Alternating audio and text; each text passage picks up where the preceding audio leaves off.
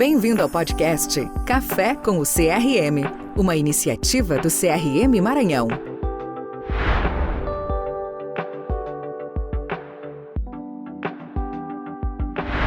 Olá, nós estamos hoje mais uma vez aqui com uma edição do podcast Café com CRM Maranhão.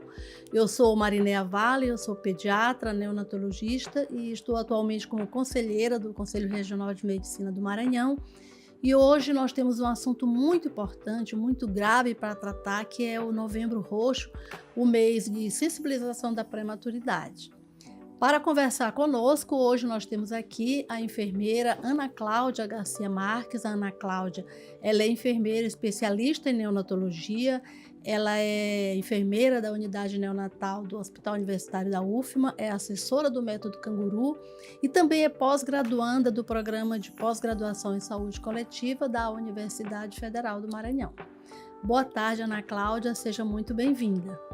Boa tarde, doutora Marinéia. Boa tarde a todos. É um imenso prazer estar aqui com vocês e agradeço o convite para participar, né, para falar sobre esse tema tão importante que é para a gente, né, sobre o Novembro Roxo e essa sensibilização sobre a prematuridade. Por que existe um mês de Novembro Roxo, um mês de sensibilização mundial da prematuridade?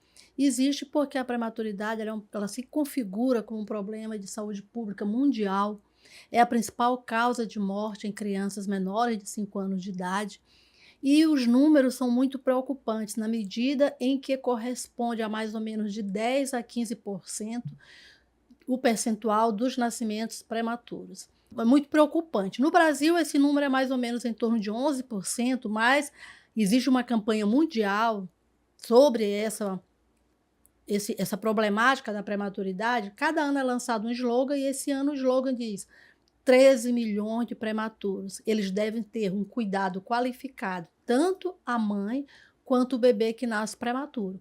E é por isso que nós estamos aqui para falar de como esses bebês podem ser cuidados. Essa estatística, esses números, eles assustam bastante. E eu queria perguntar agora para a Ana Cláudia qual é a relevância dessa campanha, já que ela chama atenção para um cuidado materno de qualidade e para um cuidado ao recém-nascido também de qualidade. Então, essa campanha do Novembro Roxo ela é super relevante, de extrema importância também para a sociedade, para ter uma sociedade mais consciente das causas, dos desafios, né, das consequências da prematuridade e principalmente da prevenção, que é isso que a gente busca, é prevenir a prematuridade. Então, ela serve de um alerta, né, um alerta não só para a população, mas também para os gestores, né, para todas as pessoas com relação à prematuridade. Quando a gente pensa em prematuridade e por que ela existe, em qualquer lugar do mundo, e o que acontece que os bebês nascem prematuros? Prematuros é quando eles nascem antes de 37 semanas de idade gestacional. E a gente se pergunta onde é que acende um alerta para, esse é um risco para parto prematuro.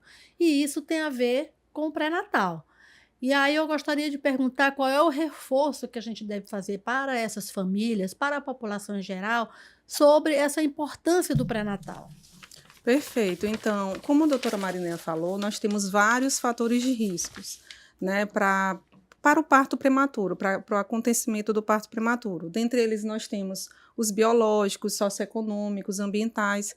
Então, eu posso elencar alguns que são os principais, como, por exemplo, a idade avançada, né, a questão da idade materna, né, se ela for uma idade mais avançada, acima de 35 anos, uma idade, né, mulheres que têm menos de 17 anos também é um fator de risco.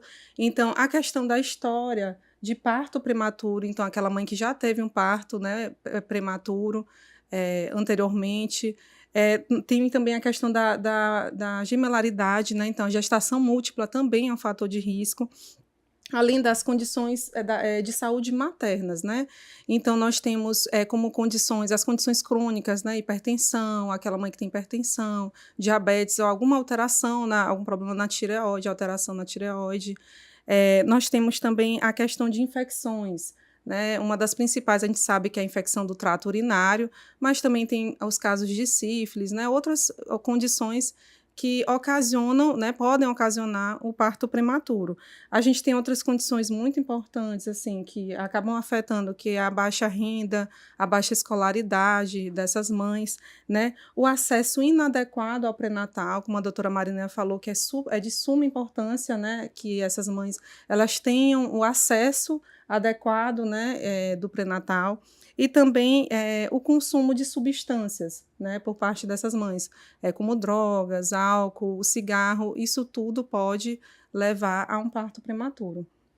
Ah, ótimo, ótimas observações. A gente reforça essa necessidade de acesso ao pré-natal, de um pré-natal de qualidade, para identificar o risco nesse pré-natal e que, uma vez identificado esse risco, essas mulheres possam ter uma condução para uma unidade especializada onde tenha equipe, equipamentos, entendeu? Que possam conduzir adequadamente essa gestação e o bebezinho pré-termo que vai nascer. Nesse contexto é que eu queria perguntar sobre o método canguru, quais são os benefícios, como ele é aplicado lá no Hospital Universitário da UFMA ou em outras unidades estaduais aqui, como é que acontece esse cuidado que a gente chama de metodologia canguru? Perfeito. Então, não tem como falar sobre o método canguru e não falar da história, né? Vou falar brevemente, mas para a gente entender esse contexto. Então, o método canguru ele surgiu na Colômbia, né? A partir de uma situação que eles viviam, né? Uma crise de superlotação, infecções cruzadas, né? Óbitos dessas crianças, desmame precoce, enfim, várias condições, Né? abandono, perfeito. E, a partir disso, 2 médicos, né, o doutor Edgar Sanabria e Hector Martinez, eles tiveram uma ideia, né, que a ideia era de colocar os bebês em contato pele a pele com as mães, né, que seria a posição canguru que a gente tanto chama, né, quem atua nessa área. E, a partir disso, eles também davam alta precoce para esses bebês, né, e faziam um acompanhamento ambulatorial. Né? Então, eles garantiam esse acompanhamento ambulatorial dessas crianças. A partir desse contexto, eles verificaram muitos pontos positivos. A questão do aleitamento materno, que melhorou, a redução da mortalidade, a questão do abandono também, porque aumentou o vínculo dessa criança com a mãe, né? Já que ele realizava esse contato pele a pele. Então, a partir daí, isso se expandiu, né? A partir dessas boas práticas, digamos assim, né? Foram surgindo estudos. Então, a partir daí, ganhou o mundo, né? O método canguru. Lógico que com denominações diferentes, mas principalmente com o pilar, né, fundamental, que era o contato pele a pele. Então, daí surgiu o método canguru. Atualmente, aqui no Brasil, o método canguru é uma política, né, uma política que foi instituída em 2000, né, por meio de portaria, né, a 693, depois teve atualizações, e está em fase de revisão, mas é uma política que chama Política de Atenção Humanizada ao Recém-Nascido. Né? Então, essa política ela tem três etapas, né? Consiste em 3 etapas. É um modelo de atenção ao recém-nascido, um modelo de atenção qualificado, humanizado, tanto para o recém-nascido, né? Quanto para a sua família também, que tem esse enfoque. E essas etapas, elas seguem justamente o cuidado progressivo. Então, a primeira etapa, ela inicia no pré-natal, então tem o início no pré-natal, quando aquela gestante ela identifica uma gestação de alto risco, ela continua, né, a primeira etapa na UTI neonatal e na U5, que é a unidade de cuidado intermediário convencional, é um tipo de tipologia, né, que é utilizado. E, a partir daí, para ir para a segunda etapa, existem uns critérios, né, que esse bebê, a família, eles devem seguir.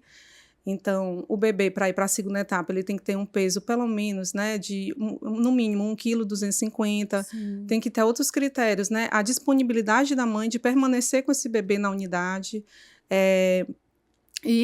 Tem outros critérios também que a gente elenca, né? A questão da nutrição enteral plena também, que o bebê deve seguir. Como é a nutrição enteral plena?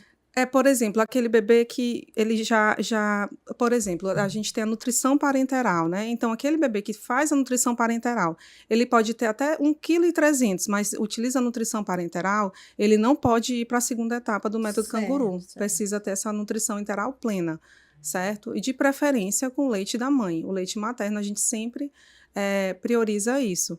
E então, esse bebê vai para a segunda etapa, né? A partir na segunda etapa, tem todo o envolvimento dos pais no cuidado com o recém-nascido, que é um dos pilares do método Canguru, né? Que a gente sabe que o pilar tem um contato pele a pele, tem o envolvimento dos pais no cuidado, né, com esse recém-nascido, a questão do aleitamento materno, o acolhimento, né, em si, a questão ambiental, tudo isso são pilares. Certo. Né? Então, eu estou entendendo, nós estamos entendendo, então, que o método Canguru, ele tem uma abrangência, né, uma completude para cuidar do recém-nascido e de sua família, mas a gente imagina que existam muitos desafios, né? Sim. Na medida em que você está colocando que do aleitamento pleno, né, essa mãe precisa estar presente, essas famílias precisam ter um apoio, um suporte, né, umas redes sociais de apoio, mas também a gente imagina que existam muitas histórias de sucesso. Você quer falar um pouco sobre isso? Dos desafios, dos sucessos, da história? Perfeito. Um dos desafios é essa questão do aleitamento materno,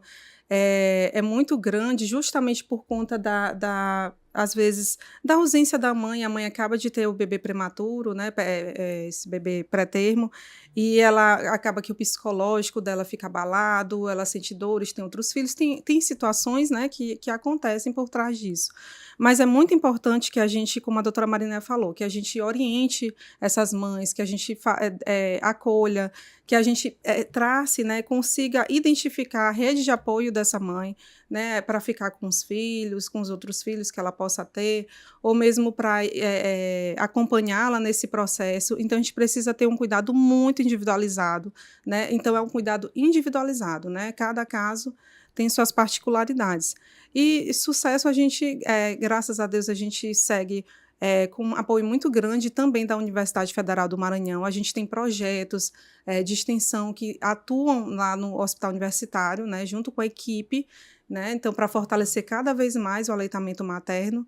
E a gente orienta essas mães, junto com o banco de leite, também com os profissionais do banco de leite, e tenta traçar, né, melhor fazer um trabalho em equipe para que tenha um bom resultado. A gente entende que esse trabalho é um trabalho grandioso e que precisa de suporte de uma equipe, né? E a gente entende que a metodologia Canguru, um dos tripés, é a equipe multiprofissional.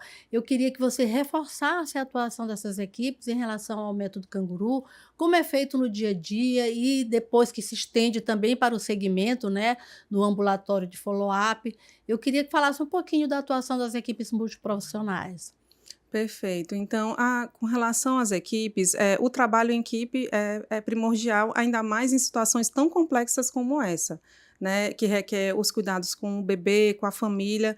Então, a gente tenta trabalhar, e o ideal é trabalhar de forma interprofissional, né, de interdisciplinar, interprofissional, e a gente tem várias possibilidades dessa no nosso contexto, lá no Hospital Universitário, né. Nós realizamos rounds, né, que são essas visitas multiprofissionais, à beira-leito. Nós temos o Huddle, que é uma reunião rápida, que a gente verifica algumas condições do plantão em si, do que está acontecendo, e a gente sempre tenta atuar, além do plano terapêutico singular, que é um dos principais, né, que tem a equipe multiprofissional, né, conjuntamente, para ver individualmente cada caso. Então, o plano terapêutico singular, ele é um instrumento muito poderoso e muito importante nesse processo.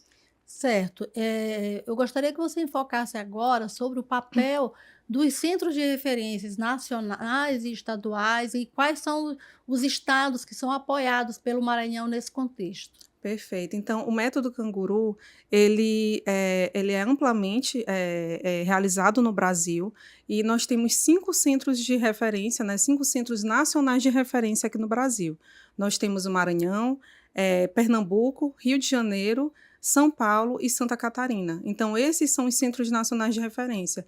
Aqui o Maranhão, ele é um centro nacional, e nós apoiamos 6 estados, né? Nós apoiamos o estado do Piauí, Roraima, Rondônia, Pará, Amapá e o próprio Maranhão. Nós temos a maternidade, né, de alta complexidade do Maranhão, a MACMA, que é um centro estadual de referência. Então, nós apoiamos esses serviços, né, esses 6 estados, E apoiamos no sentido de realizar orientações, de monitorar ações, monitorar resultados. Então, esse é o grande papel que a gente realiza, e é de extrema relevância para o Sim, é muito Estado. importante. Eu ia perguntar isso, porque você fazer um trabalho de excelência, né, um trabalho de completude, integral, como é a metodologia Canguru, num centro de referência, mas também tem um papel de formar profissionais de outros estados ou de outros municípios, no sentido de Sim, onde quer que nasça um bebê que nasça prematuro, ele tenha um cuidado qualificado. É isso que pede o slogan desse ano, né? Cuidado qualificado para a mãe e para o bebê. E nós gostaríamos também de saber, se você reforçasse, os principais desafios, entendeu? Em relação à formação das famílias. Se tem algum tipo de atividade que fala sobre a prematuridade para as famílias, se fala sobre as dificuldades, se ouve as perguntas das famílias sobre a prematuridade, porque a gente entende que se a prematuridade é um problema de saúde pública, isso tem a ver com a educação em saúde tanto dos profissionais de saúde, né, através das capacitações, como também para as famílias, para a comunidade em geral. perfeito. O trabalho de educação em saúde ele é fundamental. Inclusive, esse mês, agora, o Novembro Roxo, né, esse mês de novembro, nós temos várias ações, né, para reforçar isso. Nós temos ações que têm a vinculação do hospital universitário com unidades básicas de saúde, justamente para fazer uma educação em saúde com as gestantes, as famílias, e também com os agentes comunitários de saúde, os profissionais lá da atenção primária. A gente tem uma preocupação muito grande de fortalecer né, essa atenção compartilhada, da atenção hospitalar com a atenção primária em saúde, que é o que a gente realiza também muito bem, graças a Deus, no follow-up, né, que é um ambulatório de segmento do hospital universitário, que aí já faz parte também da terceira etapa do Canguru. Certo. E também nós gostaríamos de saber se nesse mês de novembro, a gente sabe que em vários lugares do mundo todo, né, e do Brasil, existem muitas ações durante esse mês para chamar, para reforçar sobre a sensibilização sobre a prematuridade. O que foi feito, desenvolvido aqui no Maranhão para chamar a atenção da população, que você saiba, para essa reflexão? Ao máximo, a gente tenta literalmente vestir a camisa, né? Então, nós realizamos a produção, assim, de muitas camisas para a gente divulgar no hospital, divulgar na nossa casa, nas ruas, enfim. Fazer essa divulgação mesmo por meio da cor, que é o roxo, né? Para lembrar sobre a questão da prematuridade. E nós articulamos várias ações no hospital universitário, na maternidade, na MACMA, né, na maternidade de alta complexidade do Maranhão. Nós realizamos uma abertura do Novembro Roxo lá no hospital universitário, com as mães egressas do hospital, porque a gente vê com isso de suma importância, né, os depoimentos dessas mães, dessas famílias, das crianças, né, adolescentes. Enfim, a gente vê isso como muito importante. E foi divulgado também pela imprensa, então a gente acredita que pode tornar uma proporção muito maior, né? Eu acho muito importante a presença das famílias egressas de unidade neonatal, porque dão uma força para as mães que estão passando por essas dificuldades agora. E quando a gente vê o histórico das situações de mortalidade, né, que é uma mortalidade muito preocupante ainda, né, das crianças, a gente pensa que esse reforço de trazer as famílias e trazer os seus filhos sobreviventes, né, que são literalmente sobreviventes Sim. da unidade neonatal, isso é muito importante para que as famílias que estejam lá se sintam reforçadas, esperançosas, né? E a gente se preocupa para saber por que essas crianças nasceram prematuros e o que a gente pode, cada um de nós, o que pode fazer para reduzir prematuridade, não só no nosso local de trabalho, no nosso estado, no nosso país, de forma que possa reduzir prematuridade e, consequentemente, reduzir mortalidade, porque a gente sabe que a mortalidade neonatal ela é um percentual muito importante na mortalidade infantil e que as principais causas dessa mortalidade, uma delas é a prematuridade. Tanto o bebê nascer, ter acesso a um leito, quando nesse leito ele conseguir sobreviver, quando depois da alta diminuir o número de sequelas para que ele possa se desenvolver plenamente. Então, nesse sentido, a gente fica pensando como era 20 anos atrás e como é hoje. O que você acha que avançou no cuidado e que pode estar protegendo ou melhorando a sobrevivência dos recém-nascidos pré-termos? Sem dúvida, o avanço conhecimento científico, o avanço tecnológico, ele foi fundamental para a sobrevida dos recém-nascidos, né? A partir do momento que tem novas incubadoras, novos medicamentos, né, que as evidências apontam para novas atitudes, condutas que devem ser feitas, isso sem dúvida melhora, né? Eu fico pensando numa situação da questão da dor neonatal, como o conhecimento científico foi importante, né, para melhorar essa questão da prevenção da dor neonatal, né? O que a gente conhecia antes e o que a gente sabe hoje, a gente sabe que é bem diferente. Então, isso é fundamental para o avanço, né? Para que esses bebês eles tenham uma sobrevida e com condições melhores, né? Também. Certo. E nesse sentido, eu queria reforçar também uma complicação muito importante, né, possível para os bebês pré-termos, que é a hipotermia. O modo de nascer dos bebês Sim. pode aumentar a mortalidade deles, né, se eles não forem recebidos adequadamente. Existe uma capacitação, um curso específico do Programa de Reanimação Neonatal da Sociedade Brasileira de Pediatria, que orienta como esses bebês que nascem com menos que 34 semanas, como eles devem ser cuidados na sala de parto, no sentido de controlar essa temperatura e que eles cheguem em normotermia, que é a temperatura de 36,5 a 37,5 na unidade neonatal.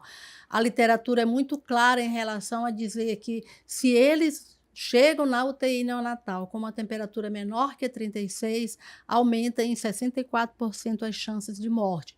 Então, a gente reforça aqui que, além do controle e o manejo da dor, como bem você falou, o manejo também da temperatura da sala de parto e do recém-nascido pré-termo menor que 34 semanas pode reduzir as complicações da prematuridade. Um outro fator muito importante que eu gostaria que a gente reforçasse é o contato pele a pele, que Perfeito. é um dos pilares do método canguru. Apesar de parecer muito simples, falarmos muito, mas quando a gente vai na literatura, a gente vê que ainda está frágil esse contato pele a pele, e ele começa não no primeiro dia, e a gente tem que lutar para que essa prática, que é uma prática baseada em evidência, ela seja reforçada, que ela seja garantida a todos os bebês pré-termos que vão para a unidade neonatal. O que você quer reforçar? O que você quer comentar a respeito disso? Eu acho que a primeira coisa é as pessoas entenderem que o método canguru e a posição canguru é diferente. Então, é Qual é a muito diferença? importante, perfeito. Então, o método canguru é como eu falei, é um modelo de atenção, né? É algo mais complexo, tem as etapas, 3 etapas, tem os pilares, né? E o contato pele a pele é quando você coloca aquele bebê, né, no tórax da mãe, o bebê fica somente Pode de ser do pai? fralda, pode da mãe ou do pai, perfeito, muito bem lembrado, da mãe e do pai, né? E com uma faixa, né, justamente para protegê-lo, né, enfim, de risco de queda. Mas, então, é super importante, o contato pele a pele ele tem várias vantagens, vários benefícios, na verdade, para o bebê e para a mãe também, né? Então, para o bebê tem a questão do controle térmico, né? Então, atua, favorece esse controle térmico do bebê. A mãe tem a questão da produção do leite, né, materno, então tem uma maior produção do leite materno e aumenta o vínculo, né, do bebê com a mãe, com o pai. Então, tem muitos, muitos benefícios, né? Mas era para as pessoas entenderem que tem essa diferença do método canguru e posição canguru. Já que você falou em leite materno, eu queria que você reforçasse a importância do leite materno da própria mãe, a retirada do leite à beira do leito e reforçar o direito que esses pais têm, mãe e pai, de estarem na UTI 24 horas e como isso pode aumentar o aleitamento materno desses bebês. Perfeito. Então, assim, as evidências, né, os estudos, eles apontam que quanto mais cedo aquele bebê receber o leite da própria mãe, a possibilidade dele ter uma alta exclusivamente no seio materno aumenta muito, consideravelmente. Então, a prioridade sempre é o leite materno, né, o leite da própria mãe. E a gente estimula muito a extração do leite à beira-leito, né? Então, a gente orienta essas mães e também orienta e incentiva essas mães a permanecerem na unidade, né, no tempo que elas puderem, o máximo de tempo possível, e para elas justamente retirarem o leite o seu leite para o bebê. Tá. E nessas mães que por alguma impossibilidade elas não consigam fazer isso, vocês tem sempre à mão o leite do banco, ou vocês fazem campanhas? Como é que faz? Como é que a gente faz para conseguir mais leite doado para o banco de leite para que possa beneficiar esses bebês? Perfeito. O leite materno, né, o leite humano, ele é o principal alimento do bebê, né? É o mais importante, melhor do que fórmula. Isso já está descrito na literatura, já está superado. Então, na impossibilidade da mãe dela realizar essa extração beira-leito, o que nós fazemos? A gente tem as campanhas, né, que incentivam as outras mães a doarem, né? Então, a doação do leite materno é fundamental para o estoque do banco de leite, e esses bebês que estão na UTI neonatal, eles vão utilizar esse leite que é humano, né, pasteurizado, né, que a gente chama de LHP. Então, ele vai utilizar o leite humano, que é superior à fórmula, mas o leite humano pasteurizado, ele não é superior ao leite da mãe, né, a gente sabe disso.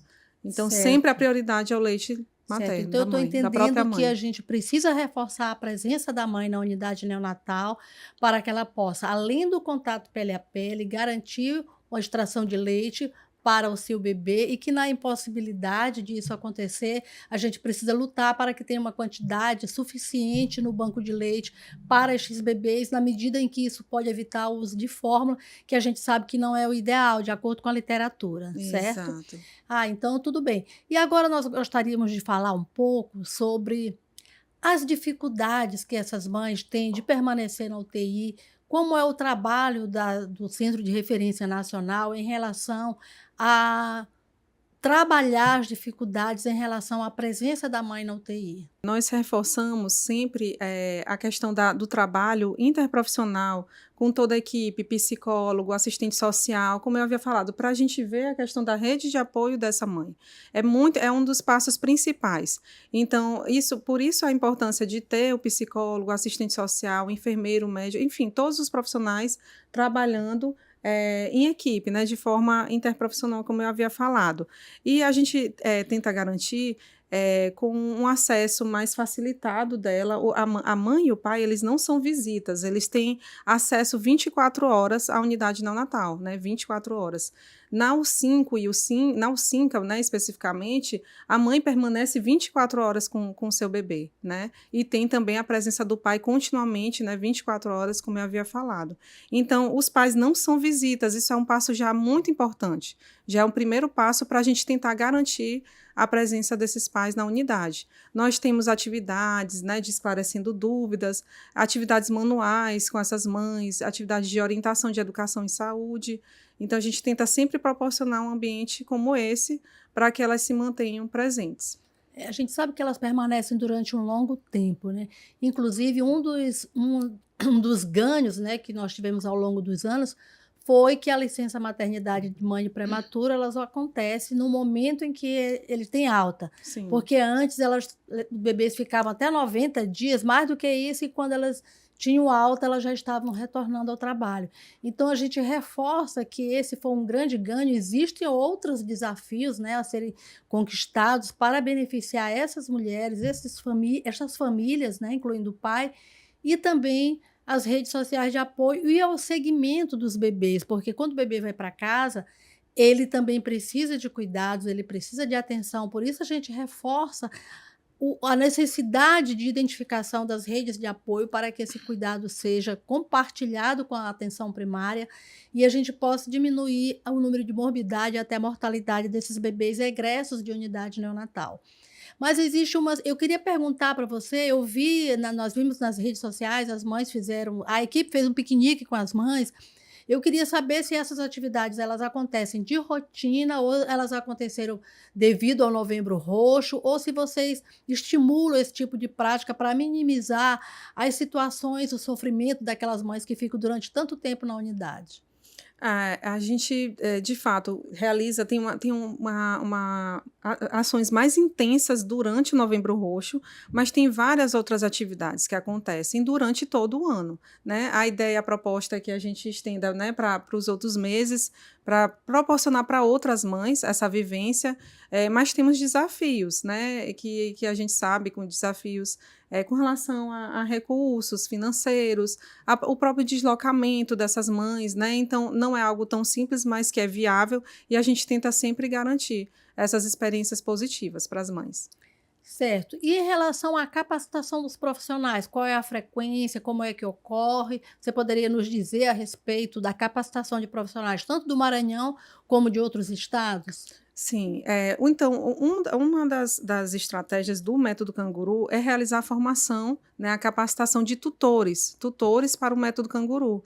Então, anualmente, nós temos uma agenda, né, de capacitações para esses tutores, a capacitação tanto para tutores da atenção hospitalar, que trabalham no hospital, quanto da atenção primária, porque a gente entende, né, que como a primeira etapa acontece no pré-natal, a gente precisa fortalecer a atenção primária. Então, a gente tem essa formação de tutores, tanto hospitalar quanto da atenção primária. Em todos os estados do Brasil, a gente realiza formações, capacitações online, capacitações presenciais. Tem o curso de sensibilização para o método Canguru, que é algo que é presencial. Então, a gente tenta sempre realizar essas formações durante todo o ano. Tá, eu entendo. E esses tutores, qual o papel desses tutores dentro da metodologia Canguru? É disseminar o método Canguru, né? É como eu sempre falo, é vestir a camisa e disseminar, né? Fortalecer cada vez mais a política de atenção humanizada ao recém-nascido. A gente sabe que a política é feita por pessoas, né? Então, está escrita, mas se a gente não disseminar, não fortalecer e implementar, a gente sabe que não acontece. Então, a principal estratégia dos tutores é a disseminação do método Canguru, que é das boas práticas, desse cuidado qualificado, humanizado, né, com base nesses pilares, seguindo essas etapas. E isso acontece em todo o Maranhão? Isso. Aí o Centro de Referência Estadual, que é a MACMA, né, ele coordena, nós apoiamos e ele coordena essas estratégias. A gente vai ter na próxima semana, inclusive, um encontro de tutores. É justamente para fortalecer, né, essa questão no estado. Então, a gente vai ter a presença de pessoas de Imperatriz, de Colinas, de Caxias, né, os profissionais de lá, das maternidades, justamente para fortalecer o método Canguru. Então, eu gostaria, para já chegando ao final da nossa conversa, que você reforçasse a importância do Novembro Roxo, na medida em que ações são desenvolvidas, estas falas, como a nossa de hoje, né, que é para todo o Maranhão, que é do Conselho Regional de Medicina, e outras que possam haver. A gente gostaria que você reforçasse sobre a importância dessa campanha do Novembro Roxo e qual é o seu recado final para a população e para os profissionais, para as famílias. Perfeito. A importância do Novembro Roxo do Novembro Roxo é isso, é alertar, é o alerta, né, nesses tons de lilás, mas é um alerta para a questão das causas, da prevenção, né, das consequências da prematuridade. E como eu falei, principalmente da prevenção, a gente tem que focar muito nisso. E outro ponto que eu queria deixar é falar das redes de cuidado, né? Esses fluxos, eles devem ser garantidos, né? Devem ser adequados, a referência, a contra-referência. Então, essas gestantes, elas têm que ter um acesso ao pré-natal, um acesso adequado, qualificado do pré-natal, que a gente sabe que é um grande desafio, né? Mas a gente trabalha em conjunto, então, para a gente não receber um bebê prematuro, que não é o que a gente espera, um bebê pré-termo, a gente tem que ter uma qualidade muito grande no pré-natal. Então, o pré-natal, ele é um direito da gestante e também um dever dela ir em busca dessa assistência. Certo, então nós gostaríamos, viu, aqui no final, de agradecer a excelente contribuição da enfermeira Ana Cláudia, Obrigada. especialista, né, em neonatologia e assessora do método Canguru no Centro de Referência Nacional, que é o Hospital Universitário da UFMA, reforçando o Novembro Roxo, reforçando que o slogan deste ano fala de 13 milhões de recém-nascidos pré-termos e que nós devemos ter um cuidado qualificado às mães e aos bebês. A gente entende que o cuidado qualificado a esta mãe é a identificação do risco no pré-natal, um pré-natal de qualidade. Uma vez identificado, que tem acesso a serviço especializado, tanto o ambulatório de risco como as unidades neonatais, que podem seguir a metodologia Canguru para um cuidado qualificado, reduzir a mortalidade desses bebês e prestar um segmento adequado, que a gente sabe que o ideal é que quanto mais tempo a gente consiga seguir esse egresso de unidade neonatal, você pode identificar outros pontos que às vezes nem tão aparentes, como hipertensão, diabetes, insuficiência renal na idade adulta. A gente agradece muito e espera contar com você aqui em outras oportunidades. Obrigada, eu que agradeço o convite. Obrigada.